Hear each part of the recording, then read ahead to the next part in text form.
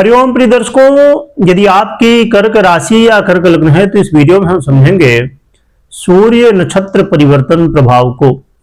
अभी तक आप राशि फल अपना मात्र ग्रहों के राशि परिवर्तन से समझते थे, परंतु इस वीडियो में हम जानेंगे कि सूर्य अब अपना नक्षत्र परिवर्तन जो करने जा रहे हैं इसका क्या प्रभाव होगा।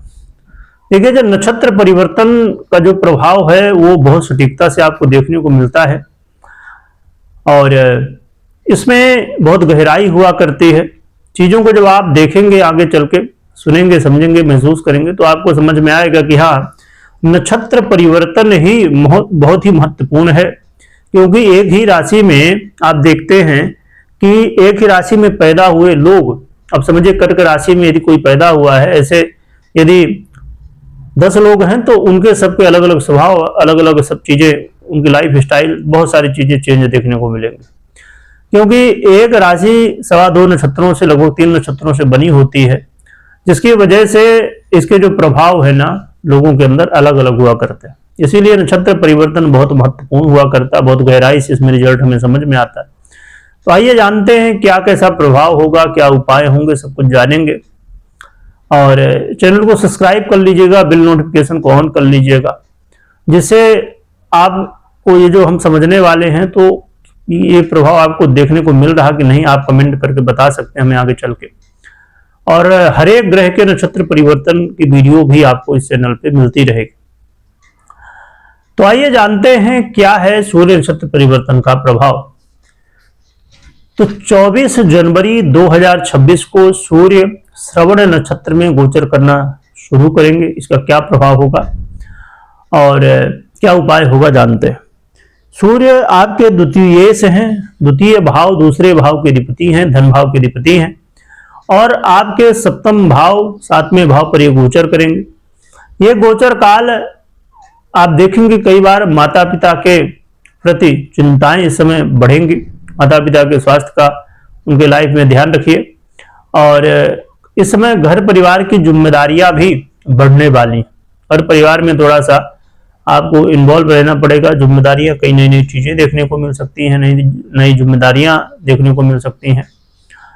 और कार्य क्षेत्र में आपको सतर्क रहना है। कार्य क्षेत्र में आपके साथ राजनीति हो सकती है। आप जो काम करते हैं, जॉब करते हैं, बिजनेस करते हैं, जो भी करते हैं, तो यहाँ पर आपको अपने काम काज को लेके कई बार प्रेशर बढ़ता हुआ दिखाई देगा, जिम्मेदारियां बढ़ती हुई दिखाई देंगी, भाग दौड़ अधिक देखने को मिल सकती है। तो आपको अपने काम में ध्यान देना है, जिससे कोई गलत प्रभाव ना देखने को मिले।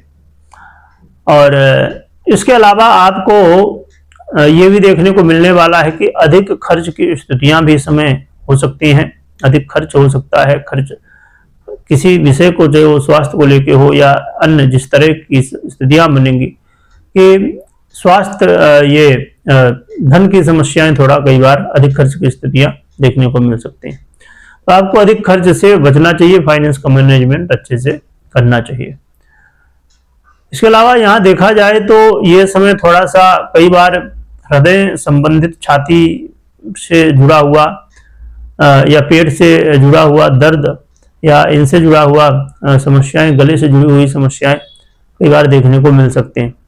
तो आपको अपने थोड़ा सा ध्यान रखना है और अपने लाइफ पार्टनर, पति या पत्नी आपके जो हैं, उनके स्वास्थ्य का भी ध्यान रखिए। तो ये आपके लिए अच्छा रहेगा।